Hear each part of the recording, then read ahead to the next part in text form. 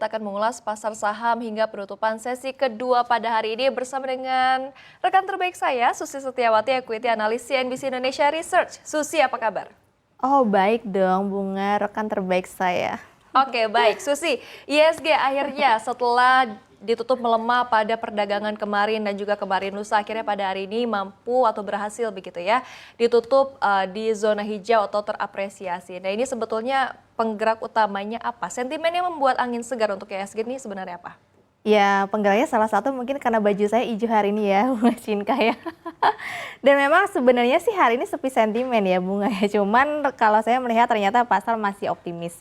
Karena hari ini ada beberapa emiten yang memang mendongkrak kinerja saham ya, walaupun sebenarnya bukan dari big caps yang utamanya kan banking biasanya jadi penggerak. Ya. Hari ini banking, energi, teknologi tadi sesi 1 sempat hijau, hari ini sudah mulai merah.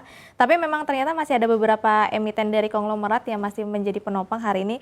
Ternyata saham-saham grup dari Haji Isam ya yang sempat terjun dalam hari ini sudah mulai recovery yang akhirnya mendorong beberapa sektor juga karena kan saham-saham Haji Isam dominan ada tersebar di beberapa sektor ya. Kemudian hari ini saya juga melihat saham-saham dari Prajogo Pangestu sebagian juga menjadi penopang ya, ada BRPT, kemudian juga ada CDIA dan juga dari sektor teknologi ada kenaikan juga sebenarnya ya, tapi memang dominan justru cenderung turun. Tapi ada salah satu saham yang menjadi penopang juga, Inet, karena kemarin baru raih isu sebesar 3,2 triliun.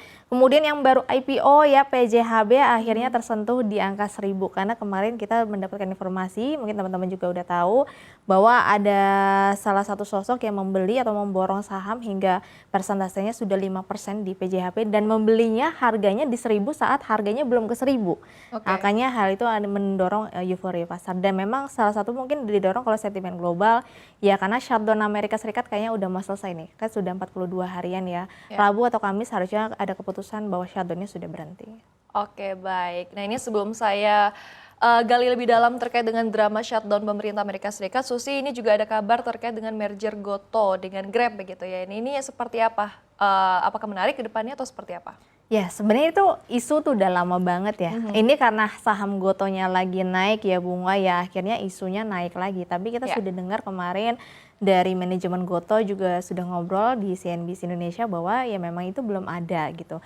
Karena kan sebenarnya kalau kita mengacu kepada Perpres mengenai ojek online memang kayak harus merger nih antara atau harus akuisisi nih antara si Gotoh dengan Grab. Cuman kan saat ini menurut saya kan dua-duanya masih menjadi kompetitor gitu ya. Apalagi kan Gotoh juga masih memperbaiki kinerja keuangannya, dari kemarin dia rugi triliunan sekarang cuma ratusan miliar aja. Menurut saya sih prosesnya kalau mau merger itu harus masih panjang karena Gotoh tuh harus memperbaiki kinerja keuangannya lebih dulu baru mungkin itu bisa terlaksana kalau Perpresnya sudah ditentukan dan juga kinerja keuangannya udah oke.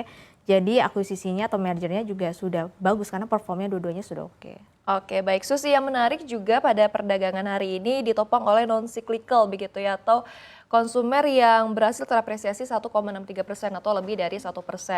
Sementara kemarin kita mendapatkan informasi bahwa aktivitas penjualan retail itu sebenarnya turun 2,4% secara bulanan, berbalik arah begitu ya setelah mencatatkan pertumbuhan 0,6% pada Agustus. Dan ini sebetulnya sentimen apa lagi yang kemudian menjadi konsumer ini mampu terapresiasi pada perdagangan hari ini? Ya, turun 2,4% itu secara bulanan ya, dari bulan lalu dan juga bulan Oktober itu ya, Oktober ya dari September. Nah tapi kalau secara year on year, secara tahunan dari tahun lalu 2024 itu masih naik loh 3,7%. Jadi sebenarnya menurut saya itu masih cukup baik. Kalau kita mau sandingkan untuk penjualan retail itu paling bagus ya, sama aja kayak kita kinerja keuangan itu harus disandingkan dengan secara tahunan gitu, dengan kuartal atau bulan di tahun sebelumnya. Jadi menurut saya penjualan retail harusnya itu masih tercatat baik karena secara year on year dia masih naik di 3,7%. Akhirnya market yang berisi saham-saham consumer goods juga mulai terapresiasi. Kemudian sih kalau saya melihat investor asing itu sudah mulai balik ke saham-saham consumer goods karena mengingat Bunga Cinka bahwa di akhir Desember kan ada Nataru gitu ya. Biasanya sektor transportasi, consumer goods itu justru mulai menjadi penopang penggerak pasar ya, karena satu sisi karena banyak orang yang pasti akan menghabiskan uangnya di dua sektor itu gitu. Oke, baik, berarti transportasi ini nampak bergeliat begitu ya? Iya, hari ini pun naiknya 1,5% ya kalau kita lihat. Baik, apakah ini hanya karena menuju Nataru atau ada sentimen lain, Susi? Sebenarnya sentimennya nggak ada sih, karena Oke. kalau kita lihat kan belum ada program-program yang memang menguntungkan dua sektor tersebut. Aha. Ya mungkin salah satunya dengan banjirnya likuiditas ke perbankan dengan harapan masyarakat bisa kredit, ekspansi, ataupun menghabiskan dananya dengan konsumsi lebih tinggi gitu ya. Mhm. Nah, sebenarnya sentimennya mungkin mendorongnya dari situ, tapi kalau sentimen yang sangat mendetail sebenarnya belum ada. Menurut saya sih hanya karena menjelang Nataru, jadi biasanya investor ini udah mulai berbondong-bondong beli sahamnya dulu sebelum nanti peak-nya gitu. Mhm. Karena kan diprediksi juga mungkin Desember nanti ada window dressing, jadi biasanya semua sektor pasti akan menjadi naik gitu.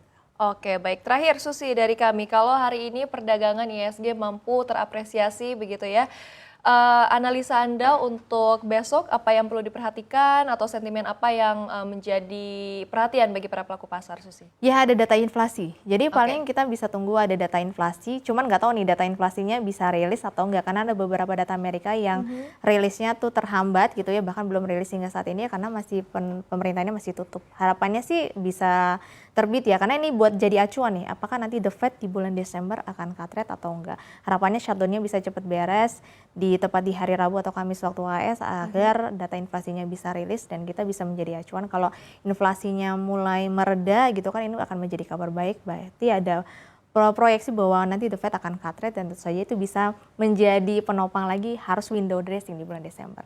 Oke, baik. Terima kasih Mhm. banyak Susi Setiawati, Equity Analis CNBC Indonesia Research, telah berbagi insight dan juga informasi bersama dengan kami dan juga pemirsa CNBC Indonesia di Oke. rumah.